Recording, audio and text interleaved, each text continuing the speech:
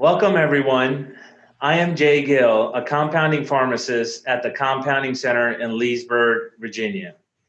Today, we have with us Dr. Ebony Cornish from the Amen Clinic in Reston, Virginia. Dr. Cornish and I have worked together for over 15 years, and we work well together because we have one common goal. We want people to feel better. We were talking one day post-pandemic during the riots, the protests, and we decided we needed to discuss this topic, and we call it Healthy Minds During These Crazy Times. Welcome, Dr. Cornish. Dr. Cornish, could you tell everyone a little bit about yourself and your practice? Yes, Jay. I focus with integrative medicine and functional medicine, which is a specialty that really focuses on the underlying root cause of disease and illness. I was collaborating with Amen Clinic for over 10 years with my private practices, and then decided last year to just merge my private practice, which specializes in the treatment of tick-borne diseases, autoimmune diseases, genetic imbalances, and gut instability, with the Amen Clinic, because here we have such a special interest in really getting to the root cause of to why patients suffer from mental illness. And we also work really hard at treating mental illness and chronic psychiatric conditions naturally. We also work with treating memory patients and Alzheimer's disease and trying to find ways to improve those symptoms naturally by understanding the why. And that's what I tell patients. I understand why a person is not well, unlike before when I was just in family practice and I would easily give people what it is they needed for that diagnosis. And you're right, we felt that this topic was very important and very relevant to what is going on today. And I'm delighted that you were able to gather questions from our community, and hopefully we would shed some insight on these very important topics. So, we have been social distancing from friends and family for over 2 months. Then the protests and the riots started. This made it mentally overwhelming for some of us, our kids, our parents. Can you share your thoughts on how you would recommend we handle stress, the anxiety, dealing with this new climate? Well, the key word that you used, Jay, was new, because this is a climate unlike anything we have ever experienced before. As a physician, I always have to remind myself that it's okay to be human. It's okay to be affected by the things that are going around in our environment. And patients should do that as well, because just like we know people in the general population are suffering, I have patients and colleagues and friends who are first-line responders at hospitals, and it's really taking an emotional toll on them. And one thing that I have to remind myself daily is that these are variables that some of them we don't have the answers to, and we'll eventually get there. And this will eventually be over. I found myself when this first started back in March, I was just reading every single paper on COVID I can get my hands on, maybe 10, 11, 12 patient papers a day, watching the news 24 hours a day, 7 days a week. And then I found myself understanding and reflecting and saying, it's okay for me to be aware, but I don't necessarily need to be consumed. And that's a key component to us re-entering into society. We have to remind ourselves, do what it is that makes you happy. During this time, we're reflecting on our positive traits. We've had a lot of time alone and reflecting on our family and friends. And just know that if you focus on what makes you happy and what makes you healthy, then you have to remember the best is yet to come, and we're going to get past this. So it seems like, self-care and being mindfulness is a key here. How much do you think one should dedicate to self-care, and what types of activities would that include? Yeah, I usually tell my patients and friends that minimally you need about 5 minutes minimally a day. There are so many apps out right now that help with just self care and mindfulness and teaching even deep breathing. One technique that I personally use is deep breathing management 10 times a day. Simple as that to get started. So I breathe in 3 seconds, breathe out 6 seconds. And doing that 10 times is actually therapeutic. And there are other methods you can use. One other easy method is just alternative breathing, where you inhale out of one nostril, inhale, and then you cover the other nostril and you exhale. And then after you've exhaled, you inhale again in that same nostril and do the same thing on the other side. That took just a few seconds. And if you don't have a regular program for mindfulness, which a lot of us don't because our minds are always racing, just simply doing deep breathing, other things like yoga is helpful, 30 minutes, 60 minutes, some sorts of home exercise and activities will be really helpful. And then sometimes just taking time out for yourself is useful. That's self-care. Just shutting the door, turning off the phone, turning off the computer, and using 10 to 20 minutes just to do what it is you want to do. And Epsom salt baths are amazing because that's a form not only of relaxation, but the magnesium that you get from those baths really help you kind of shed some of those kind of toxins out of the body. So self-care, you have to remember to utilize some of those methods. There are many others. So, it's we are taking care of ourselves, making time for doing these activities you talked about. How about supporting our family and friends during this time where there's just limited interaction with others? How do we handle that? And that's an excellent question, and personally something that I've had to deal with, during this pandemic. We have so many different forms of communication these days. We're using social media.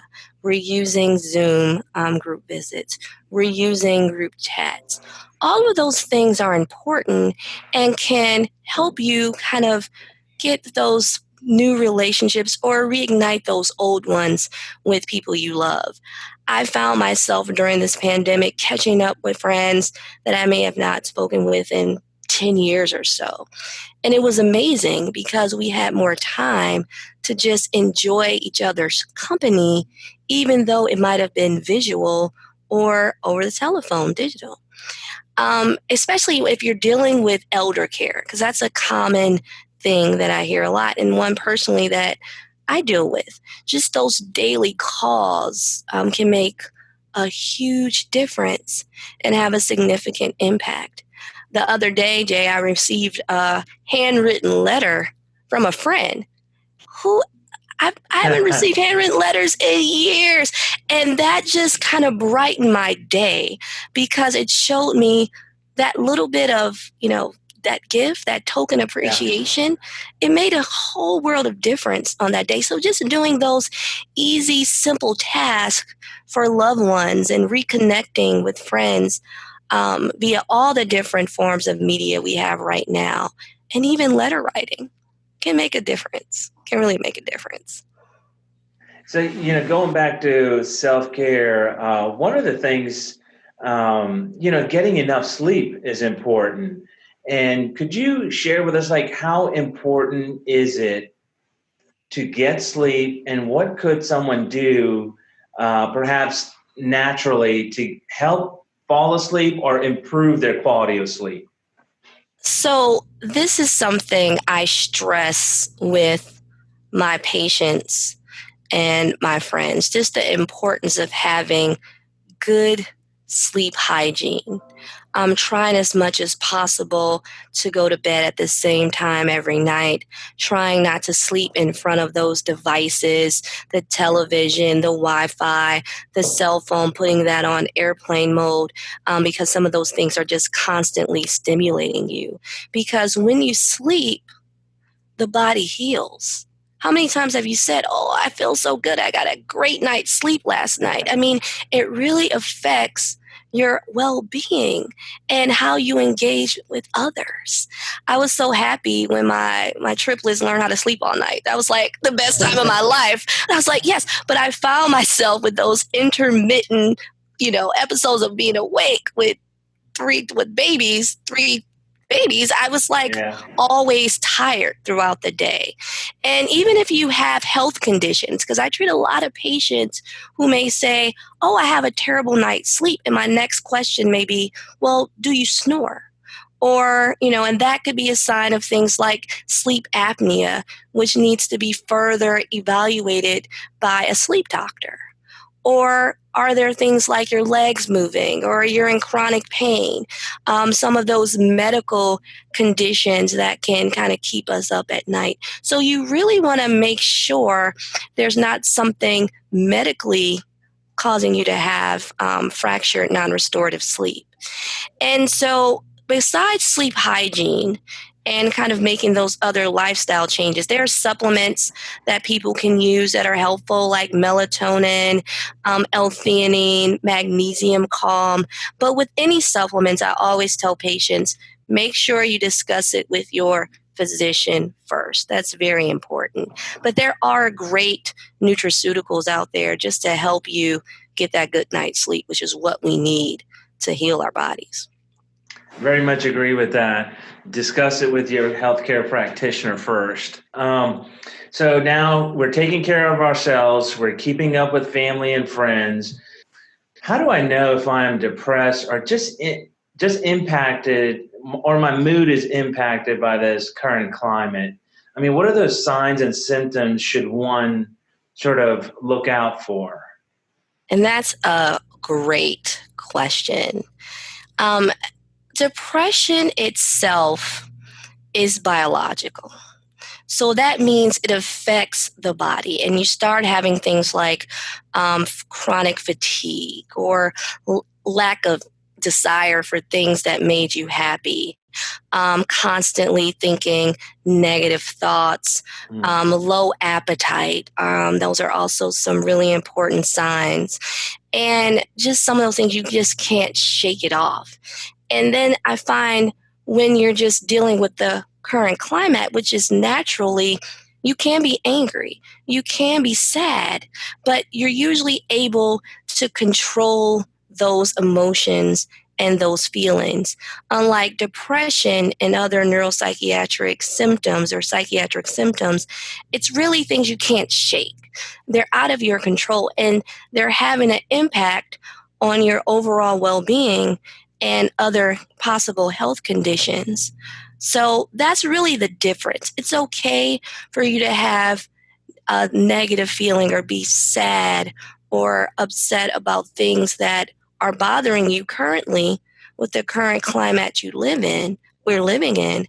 But at the same time, when you find that you just can't control those feelings, when you find that you're just overwhelmed and you just can't shake that, that's when you know there's time to probably seek some assistance. And family members are the best source of feedback. They watch you every day. They can usually, and loved ones can tell the difference between just your feelings compare on a situation versus your mood long term. And so seek that feedback and know that sometimes with mental health, it gets such a stigma attached to it. But it should be looked at like every other condition. If your blood pressure is high, you get treated for that. If you have headaches, you see a doctor for that. If you have gut issues, you see a doctor for that. And the list goes on. And I think we need to include things like depression on that list as well. So, you answered one of the questions on our list, when to seek help. Now, the team at the Amen Clinic involves psychiatrists and integrated medical care. What are the different options for psychiatric treatment at the Amen Clinic? Yeah, so at our clinic, we are a national clinic, so we have numerous doctors around the country, psychiatrists and functional doctors, that focus on, like I said, the root cause of psychiatric symptoms. So we all perform telehealth because that's the way medicine is transitioning, at least during this time. And if you're interested in getting an evaluation of what your brain looks like, here at the Amen Clinic, we perform SPECT scans that actually tell you what kind of impairments may be associated with your brain function. And the psychiatrists here do a great job at finding natural strategies, including herbals, lifestyle changes, and other supplements to really help treat a person's mood.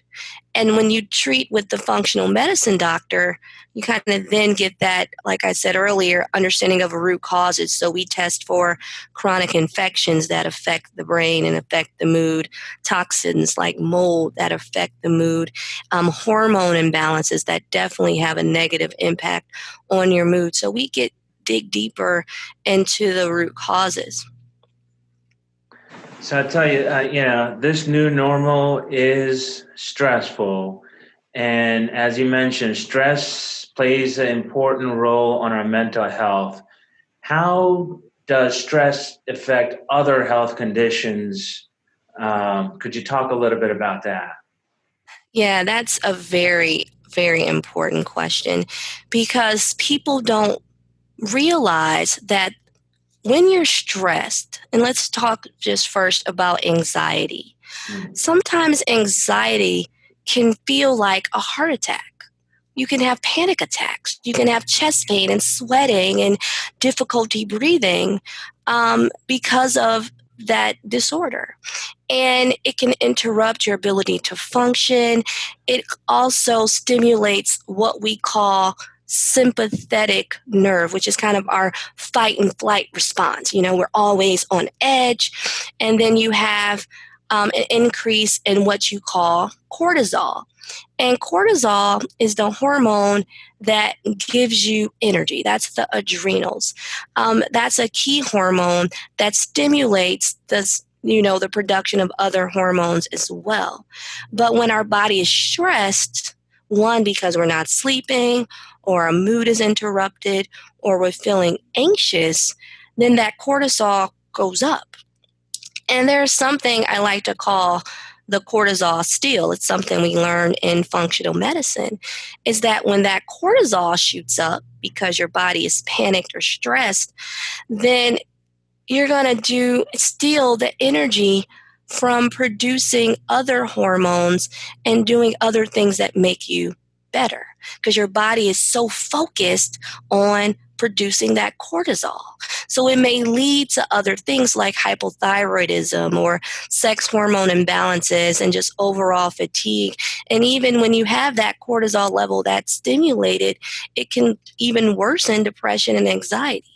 So what I have found during this pandemic is that a lot of my patients, even thinking about my Lyme patients, for example, some of which have been in remission for years and been able to be off any type of treatment and modify their symptoms simply with lifestyle changes.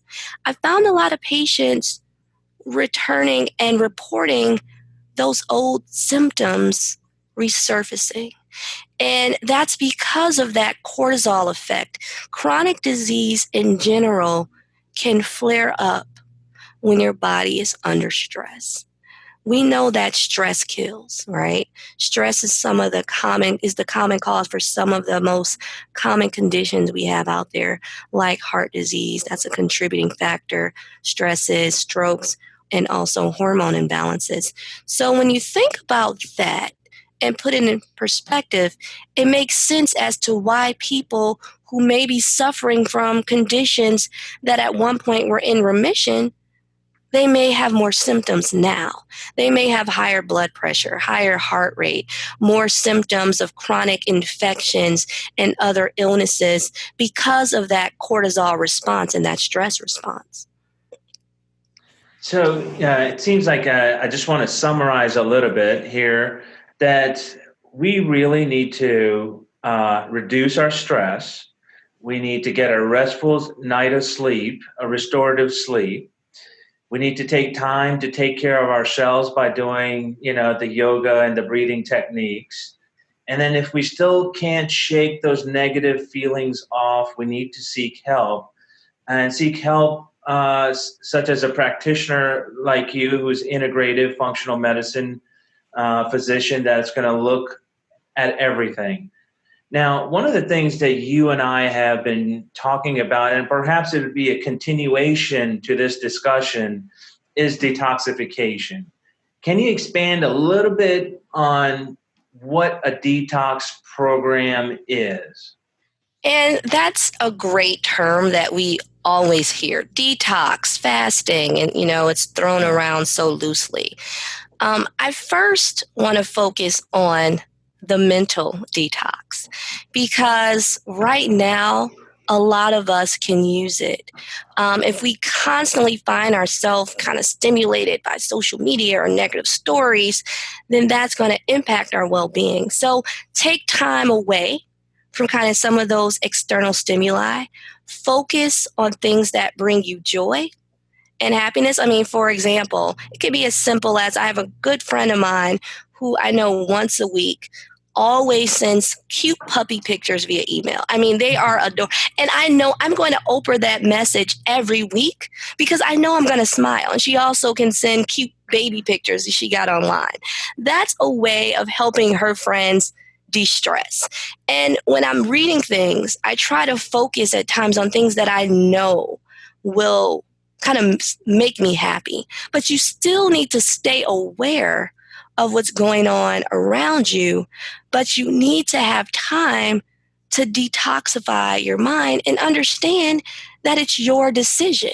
You shouldn't be forced to do anything you don't want to do. I have a friend of mine, she told me for the last week, she hasn't touched her computer. She hasn't turned on her television. She hasn't logged into social media, and that's okay. You sometimes might need that break. When I go on vacation, phone is off, computer is off. We need that mental detox because all those stimuli can also trigger what I mentioned earlier, which is that cortisol response.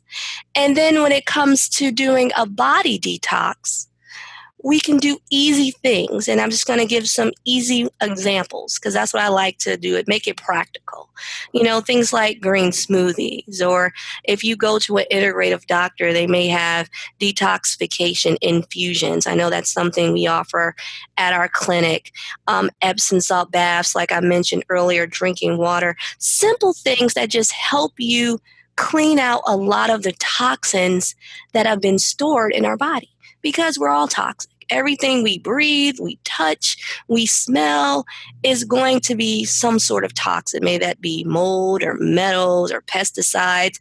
Our world is more toxic than it has ever been, both medically and a lot with the mental component. So we just have to focus on distinguishing between the two, but more importantly, reminding ourselves what's important. That's kind of the key.